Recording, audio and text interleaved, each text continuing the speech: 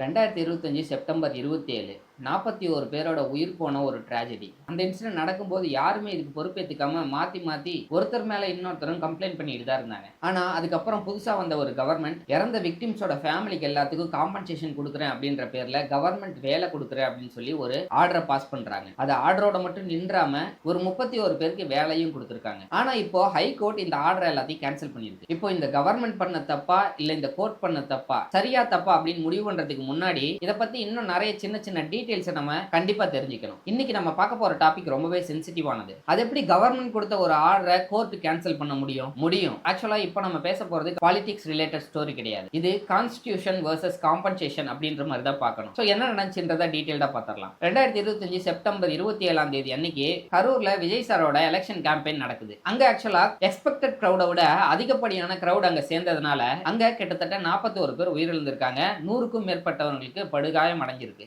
அதுக்கப்புறம் விஜய் சார் ஆட்சிக்கு வந்த உடனே ஃபேமிலி மெம்பர்ஸ்க்கு காம்பன்சேஷன் பேசிஸ்ல கவர்மெண்ட் ஜாப் தர அப்படின்னு சொல்லி ஒரு ஜிஓவை இஷ்யூ பண்றாரு. இதுல பாத்தீங்கன்னா கிட்டத்தட்ட 31 பேருக்கு junior executive, office associate, night watchman அப்படின்னு நிறைய வேலைகள் அலாட் செய்யப்படுது. இந்த அப்பாயின்மெண்ட் ஆர்டரை சிஎம் சார் நேர்ல மீட்டிங் போட்டு அவரோட கையாலேயே ஹேண்ட் ஓவர் பண்ணாரு. ஆனா இந்த ஜிஓவை அப்போஸ் பண்ணி மதுரை ஹைகோர்ட்ல ஒரு கேஸ் ஒன்று போடுறாங்க. ஹைகோர்ட்டும் இதை விசாரிச்சுட்டு கொடுக்கப்பட்ட எல்லா ஜிஓஸுமே கேன்சல் பண்ற அப்படின்னு சொல்லி தீர்ப்பு கொடுத்துறாங்க. கோர்ட் சொன்ன ரொம்ப முக்கியமான விஷயம் என்னன்னு பாத்தீங்கன்னா, கவர்மெண்ட் ஜாப் அப்படின்றது எல்லாருக்குமே ஈக்குவலா ஆப்பர்ச்சுனிட்டி பேசிஸ்ல தான் கொடுக்கணும். இந்தியன் கான்ஸ்டிடியூஷன் ஆர்டிகல் 14 ஈக்குவாலிட்டி பத்தியும், ஆர்டிகல் 16 கவர்மெண்ட் எம்ப்ளாய்மெண்ட்ல இருக்க ஈக்குவாலிட்டி பத்தியும் பேசுது. கோர்ட்டோட ஒப்பீனியன் என்னன்னா, ஒரு ஆக்சிடென்ட்க்கு கவர்மெண்ட் டைரக்டா ஜாப் கொடுக்குறாங்கன்னா நாளைக்கு வேற ஏதாவது ஆக்சிடென்ட், பஸ் ஆக்சிடென்ட்டோ, ஃபிளட்டோ, ரயில்வேஸ்ல ஏதாவது ஒரு ஆக்சிடென்ட் நடந்துச்சுன்னு வச்சுக்கீங்களேன். இப்ப நடந்த இந்த ஒரு இன்சிடென்ட்டை மேற்கோள் காட்டி அந்த இன்சிடென்ட்ல சம்பந்தப்பட்டவர்களும் இதே மாதிரி ஜாப் கேட்க நிறைய வாய்ப்பு இருக்கு. அந்த மாதிரி இன்சிடென்ட் நடக்க ஆரம்பிச்சதுன்னா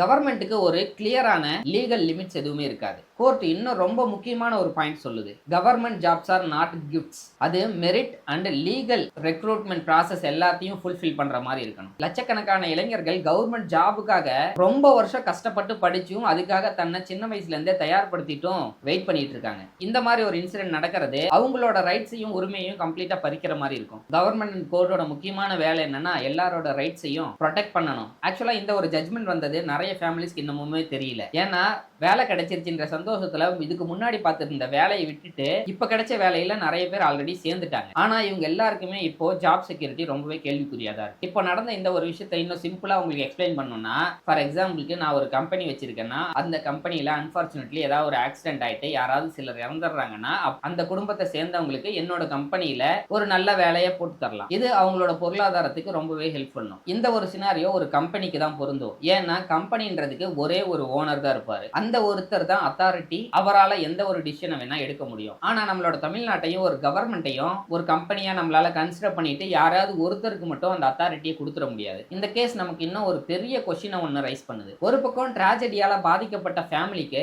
சப்போர்ட் வேணும், இன்னொரு பக்கம் கான்ஸ்டிடியூஷன் சொல்ற ஈக்குவாலிட்டி பிரின்சிபலையும் நம்ம ரொம்பவே பாதுகாக்கணும். இந்த ரெண்டு விஷயத்தையும் எப்படி பேலன்ஸ்டா மெயின்டைன் பண்றது, அதுதான் இப்ப போயிட்டு இருக்க லீகல் டிபேட். இப்பயும் கவர்மெண்ட்டுக்கு இன்னொரு ஆப்ஷன் இருக்கு. இந்த தீர்ப்பை எதிர்த்து மேல்முறையீடு பண்ணலாம்.